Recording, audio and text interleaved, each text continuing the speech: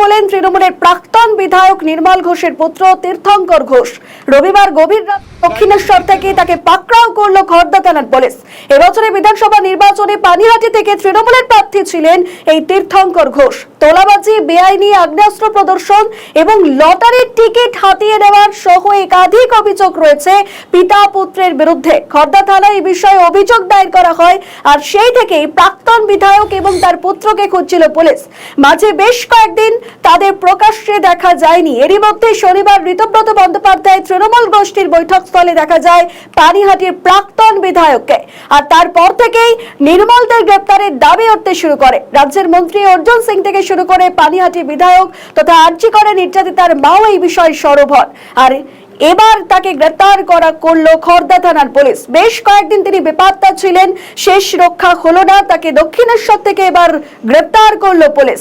ইতিমধ্যেই তার বিরুদ্ধে যে অভিযোগ, হুমকি, হুঁশিয়ারি, লটারির টাকা ছিনিয়ে নেওয়া এবং পাশাপাশি আপনাদের জানিয়ে রাখি যে 2021-এ যে ভোট পরবর্তী হিংসায় কার্যত উস্কানি দেওয়ার মন্তব্যের ভিত্তিতেই তাকে গ্রেপ্তার করলো পুলিশ। তার বিরুদ্ধে একাধিক অভিযোগ, পিতা পুত্রের বিরুদ্ধে একাধিক অভিযোগ রয়েছে। তারপর থেকেই তাদের দুজনকে গ্রেপ্তার করার দাবি ওঠে। শেষমেশ এবার পুলিশের জালে পুত্র তীর্থঙ্কর ঘোষ।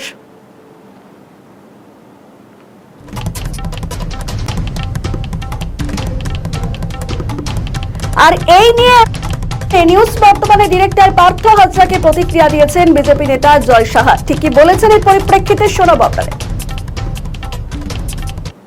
মুহূর্তে আমাদের সঙ্গে টেলিফোন লাইনে রয়েছেন পানিহাটির বিশিষ্ট লড়াকু বিজেপি নেতা জয় সাহা। জয়দা, এই মুহূর্তে যেটা সব থেকে বড় খবর, পানিহাটির ঘোষবাড়ির দুর্নীতির ত্রাস তীর্থঙ্কর ঘোষ গ্রেপ্তার, এই প্রসঙ্গে কি বলবেন আপনি? দেখুন, আজকে একটা খুশির দিন। এই দিনটার জন্য বহু বছর ধরে আমি এবং বিজেপি কার্যকর্তারা, যাদের উপরে অত্যাচার হয়েছে, প্রতারিত হয়েছে যারা পানিহাটিবাসী, তাদের জন্য এক নতুন ভোরের আলোর মতন প্রশাসন যে প্রশাসনের মতন কাজ করছে, আইনের শাসন প্রতিষ্ঠা হয়েছে এই রাজ্যে, সেটা পরিষ্কার হয়ে গেছে। তীর্থঙ্কর ঘোষ কোনো নেতা নয়, একটা গুন্ডা ছিল, যে সাথে আরো কিছু তৃণমূল কংগ্রেসের গুন্ডা কাউন্সিলরদের সাথে নিয়ে পানিহাটিতে এক দুর্নীতির আকড়া তৈরি করে রেখেছিল। সেটাকে ভাঙা হয়েছে। 2021 সালে আমার বাড়িতে বোমাবাজি করেছে, মিথ্যে মামলা রুজু করে আমাকে জেল খাটিয়েছে, আমার বাড়ি ঘর ভাঙচুর করেছে। সেই মামলা আমি দায়ের করেছিলাম এই 2026 সালে। সেই কেসেই আজকে ওকে অ্যারেস্ট করা হয়েছে। বেশ জয়দা, এইখান থেকে স্পেসিফিক প্রশ্ন, পানিহাটির শুধু বিজেপি নেতা বলে নয়, পানিহাটির আপামর জনতা এই বিষয়টার দিকেই তাকিয়েছিল, কবে গ্রেপ্তার হবে তীর্থঙ্কর ঘোষ হরপে পুচি অথবা ওরার বাবা নির্মল ঘোষ। আজকে যখন গুন্ডা আজকে অ্যারেস্ট হলো, এই গুন্ডা আজকে অ্যারেস্ট হলো, আর ওর বাবাও খুব শিগগিরই যাবে। আজকে যখন দেখা যাচ্ছে নির্মল ঘোষকে নিজেকে সেফ করিডোরে রাখার জন্য উনি ছুটেছেন ঋতব্রতর শিবিরে। পরবর্তীতে ঋতব্রত বন্দ্যোপাধ্যায় তিনি জানিয়ে দিয়েছেন যে নির্মল ঘোষের সাথে আমাদের কোনো রকম কোনো সম্পর্ক নেই, নির্মল ঘোষ আমাদের পার্টির কেউ না। সেই জায়গায় এই প্রসঙ্গটাকে আপনি কি বলবেন? তাহলে কি উনি সেফ করিডোর খুঁজছেন? ঋতব্রত তৃণমূল হোক আর মমতা বন্দ্যোপাধ্যায়ের তৃণমূল হোক, ব্যক্তি নির্মল ঘোষ তো বদলে যাবে না, পানিহাটির মানুষ ছেড়ে দেবে না। ওনার জন্য সেফ করিডোর জেল ছাড়া আর কিছু হতে পারে না। ওনার যদি পানিহাটিতে সেফ ফিল হতো থাকতে, তাহলে তো উনি বাড়িতে থাকতো। উনি বাড়িতেই কেন, বাড়ি ছেড়ে গেছে কেন যদি কিছু না করে থাকতো? মানুষের ওপর যেভাবে অত্যাচার চালিয়েছে একটা জেনারেশন, মানে কি বলবো, পানিহাটির মানুষ মুক্তি পেয়েছে, মুক্তির আলো, মানে একটা হয় না যুদ্ধের পরে জয়ের উচ্ছ্বাস। তো আজকের দিনটা ভোটে জেতার থেকেও বেশি আনন্দের মতন। আজকে যখন তীর্থঙ্কর ঘোষকে পুলিশ গ্রেপ্তার করে কোর্টে প্রডিউস করবে, এই জায়গা থেকে পানিহাটির মানুষ আজকে একটা মুক্তি আন্দোলনের স্বাদ পাচ্ছে। সেই জায়গা থেকে বিজেপির তরফ থেকে কি কোনো বিজয় উৎসব থাকবে? সেটা তো এক্ষুনি, মানে কিছু সময় আগেই অ্যারেস্ট হয়েছে, অবশ্যই সেরকম একটা ছাপ থাকবে, দেখা যাক কি হয়। দাদা, আমরা কতদিনের মধ্যে দেখতে পাবো পানিহাটি ঘোষবাড়ির এই গুন্ডামির মেন মাথা অর্থাৎ নির্মল ঘোষ গ্রেপ্তার হবে? খুব শিগগিরই।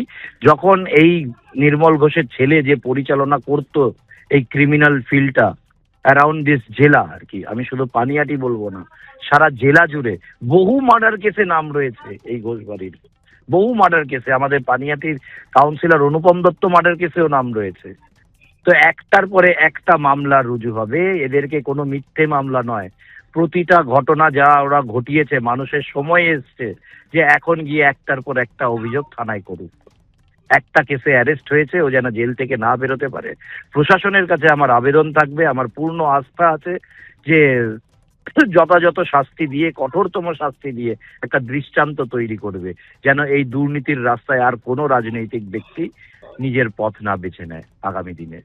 দাদা এইখান থেকে আমার লাস্ট প্রশ্ন, নির্মল ঘোষ এবং তীর্থঙ্কর ঘোষের এগেনস্টে যে দুর্নীতির অভিযোগ আজকে পালা বদলের পর ফুটে উঠছে, দেখা যাচ্ছে এক নিঃশ্বাসে সেই দুর্নীতির কথা শেষ করা যাবে না। তাহলে এতদিন রাজত্ব শাসনভারে থেকে কি এরা বেলাগাম ভাবে ঘুরে বেড়াতো? পুলিশ তখন কি কাজ করতো?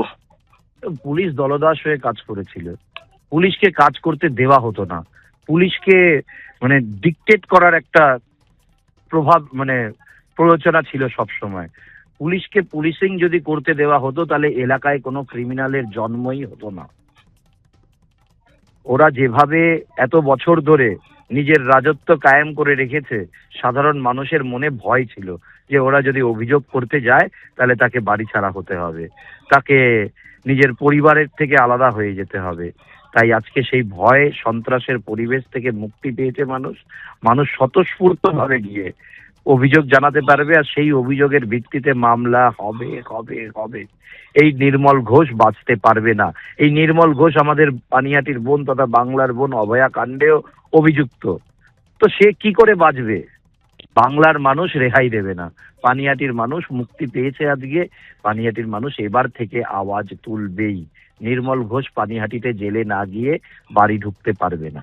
বেশ দাদা, জয়দা আপনার কাছে এই শেষ প্রশ্ন আমার, বিজেপি নেতা ছেড়ে দিন, পানিহাটি রাজ্যবাসী ছেড়ে দিন, ব্যক্তিগত জয় সাহা যার বাড়িতে ভোটের 2021-এ ভোটের পরবর্তীতে বাড়িতে বোমা ব্লাস্টিং এর মতন ঘটনা, যাকে কেন্দ্র করে মিথ্যা মামলা, জেল হাজত সবকিছুই হয়েছে, আজকে দেখা যাচ্ছে সেই নির্মল ঘোষের সুপুত্র তীর্থঙ্কর ঘোষ গ্রেপ্তার। আপনার কথা মতো নির্মল ঘোষের গ্রেপ্তারি সময়ের অপেক্ষা মাত্র। ব্যক্তিগত জয় সাহা কতটা আনন্দিত? অবশ্যই আনন্দ আমার যে একটা ভরসা আশা মুছে গেছিল যে আইন কিছু এই প্রভাবশালীদের বিরুদ্ধে কিছু কিছু স্টেপ কোনোদিন নেবে না, সেটাই পালা বদলের পরে পূর্ণ আস্থা রেখেছিলাম আমি। সেই আশা রেখেই আমি যখন অভিযোগ দায়ের করানো হয়, তখন কিন্তু আজকে সেই দিনটা, আজকেই সেই দিন যেই দিন পুলিশ কিন্তু বুঝিয়ে দিল যে আইন আইনের রাস্তাতেই চলবে।